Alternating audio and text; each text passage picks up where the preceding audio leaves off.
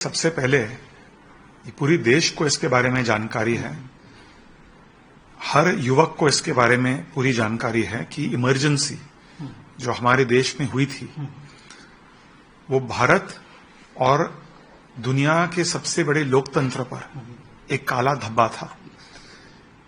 यदि कोई नेता, चाहे संजय राउत हो या कोई और हो, इमरजेंसी को एक प्रकार से डिफेंड कर रहे हैं, या तो वे कट्टर अलोकतांत्रिक इंसान है, या तो वे बेवकूफ है, उन्हें भारत के इतिहास के बारे में कोई जानकारी नहीं है, या तो उनकी पार्टी पूरी तरह से समाप्त हो चुकी है जिसकी वजह से वे दूसरी पार्टी की चमचागिरी कर रहे हैं।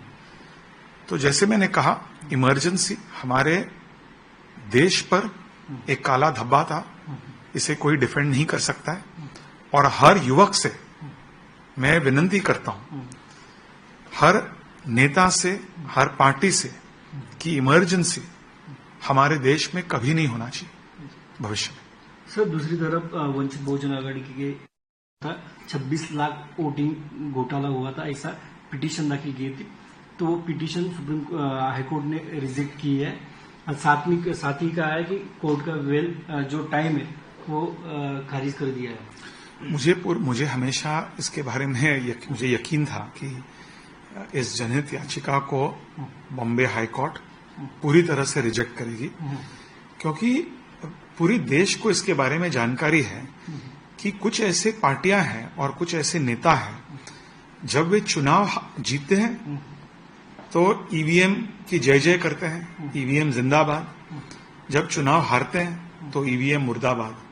ये कैसे चलेगा? आपको एक यूनिफाइड स्टैंड रखना चाहिए। आपको ईवीएम्स में विश्वास नहीं है, भारतीय लोकतंत्र में यदि विश्वास नहीं है, इलेक्शन कमीशन ऑफ इंडिया में यदि विश्वास नहीं है, तो जब आप चुनाव जीतते हैं तो आप कहिए कि हमें और एक बार चुनाव करवाना है। पर जब आप चुनाव जीतते हैं तो आप कुछ नहीं करते, आप श्रेय उठाते हैं। तो ये जो हिपोक्रेसी है, ये चलने वाला नहीं है।